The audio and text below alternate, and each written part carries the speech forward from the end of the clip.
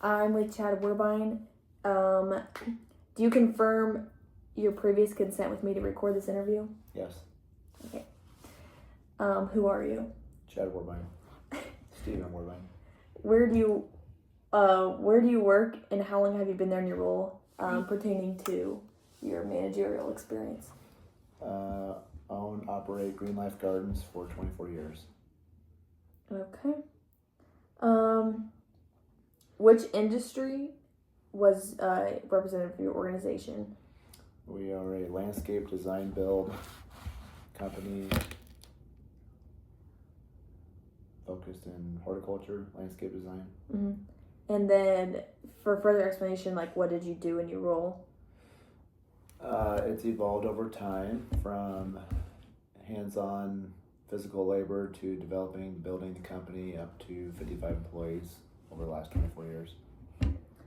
And then, okay, so then this part we're going to go through the different parts of servant leadership.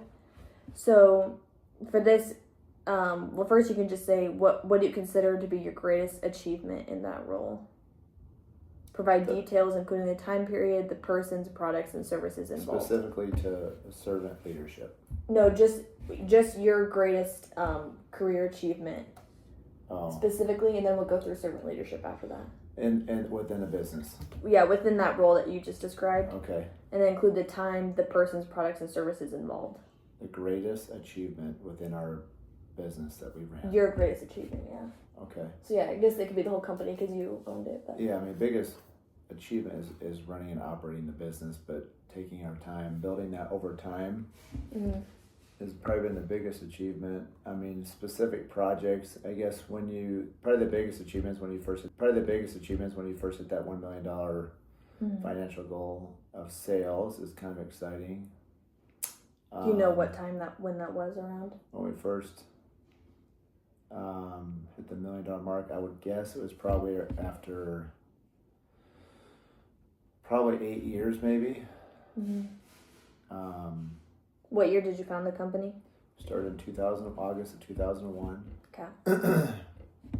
In Papillion, Nebraska, kind of a suburb of Omaha.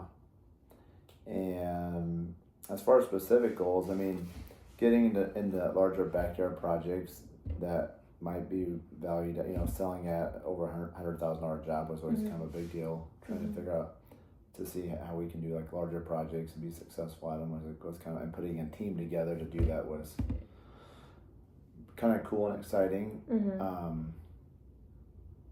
And then for the $1 million sales specifically, what kind of people are involved in that and building to that? Yeah, so as we started out small, my brother and I kind of did the business together, and so him kind of running more of the financial business side of it, and myself running more operations and figuring out doing sales and design. I think we had to build more of a team of people that could actually do the work, not just us, because it was too much for us. So putting together people that could be leaders, foremen, and then those foremen would have laborers underneath them that they would be in charge of to help them, to help us accomplish on these goals to get to the $1 million mark. And then as we've gotten more foremen and more crews put together, then we had to look at getting people to supervise the crews in the different areas, from like the design build part to the maintenance part, which is going out doing landscape maintenance. And then so you kind of start creating more layers, which was kind of a challenge, but that was important to start building the company and getting more sales to get that $1 million mark. Yeah. And then why do you consider this achievement to have been so impactful? I think it's an achievement because you're responsible for people, which can be kind of, when you hire your first employee, makes you a little bit nervous. But that's a big deal to hire that first employee. Impactful is that the fact that they're counting on you to pay them, and you're taking care of people, and they're trying to provide for their family, so that's kind of a big deal. As far as like impactful is putting faith and trust in other people to do their job, and to not do it real fast, but slowly over time, getting people to use their strengths as best they can, Mm-hmm. and hopefully they enjoy doing it. And seeing that is pretty cool. Mm-hmm. It's exciting for us. Okay, and then now we're going to go through specifically about the achievement of hitting the $1 million mark. We're going to go through, let's see, to what extent of each of these characteristics did you use? So it'll be between 1 through 5. 1 being you didn't use it at all, and 5 is you always used it. So these are the characteristics of servant leadership. And then if you have any questions on any of them, let me know. But the first one would be listening, or like active listening. 1 through 5. Yeah, like how 5 being you used it all the time to achieve your greatest achievement, 5 being you never used it. You have to listen a lot to people. Okay. 5. Empathy.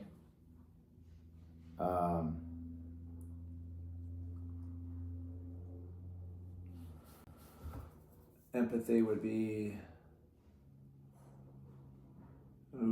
probably 2.5, 3 Okay. to get what we need to get.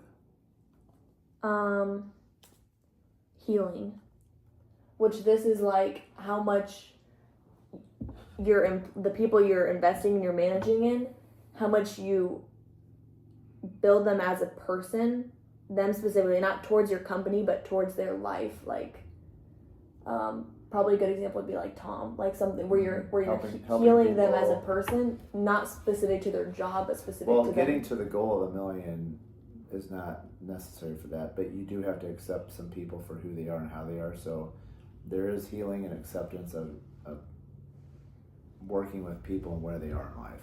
So I would say you gotta kind of work with people and help them understand like what's going on is not working. We need to look at this way. So maybe 3 or 4. Okay. Awareness. 5. Keep your head in a swivel. Yeah. Very important. Persuasion. Sales, persuasion, that's all important. And getting people to believe what you're doing and motivating people is all part of persuasion. So I'd say 5. Yeah, it's a lot about motivating. Yeah.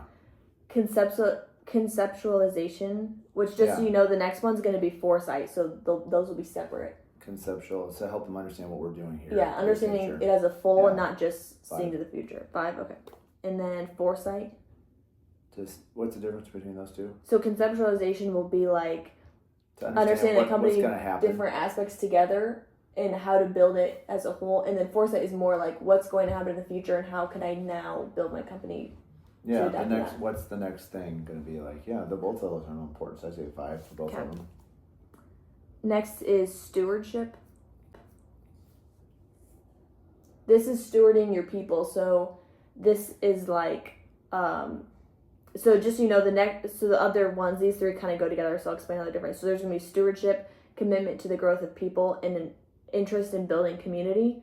So building community is like building a team that gets along with each other, not just does their work. Commitment to the growth of people is kind of like healing, but it's more like not how much do you help fix problems in their life or in their personality, but how much do you from there make them a better person. And then stewardship is like how do you effectively use the employees / resources you have to help grow the company, and even the people themselves kind of help steward them to be better, which kind of goes with the growth of people, and that's kind of how they're separate, if that makes sense. Okay.